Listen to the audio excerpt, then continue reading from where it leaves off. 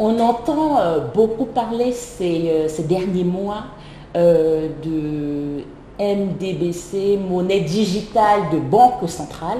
On a un test, un pilote en cours avec la Banque centrale européenne, d'ailleurs qui se fait aussi sur la blockchain Tezos.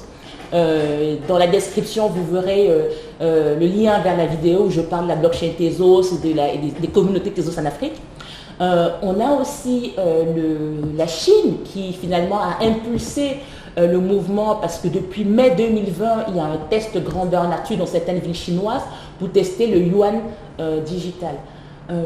Aujourd'hui, la façon dont le système financier, le système bancaire est structuré, il y a énormément d'intermédiaires parce que les banques centrales, en fait, elles émettent des titres de créance vers les banques commerciales et les banques commerciales émettent des crédits vers la population.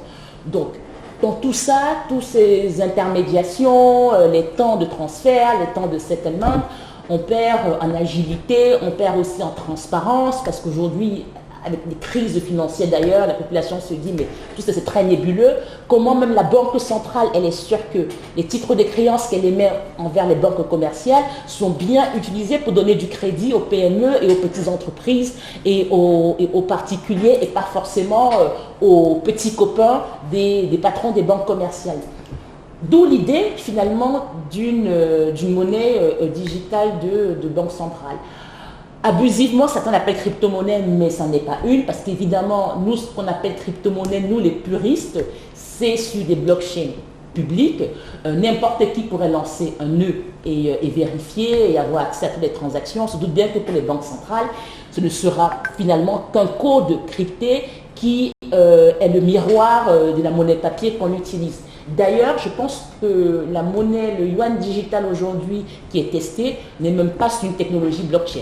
Il faut quand même en avoir peur, parce qu'on se dit, si on a des autorités aussi puissantes que les banques centrales, avec tout le pouvoir qu'elles ont, ce pouvoir qui est ancré aussi dans le pouvoir militaire et tout ce qu'on imagine, si elles ont en plus ce pouvoir de surveillance massive, parce que ça veut dire quoi? Si demain on a la monnaie de banque centrale qui peut arriver directement vers vous, qui est traçable numériquement, donc elle saura quand vous achetez du pain, elle saura quand vous prenez votre taxi, elle saura quand vous allez sur des sites porno ou autres.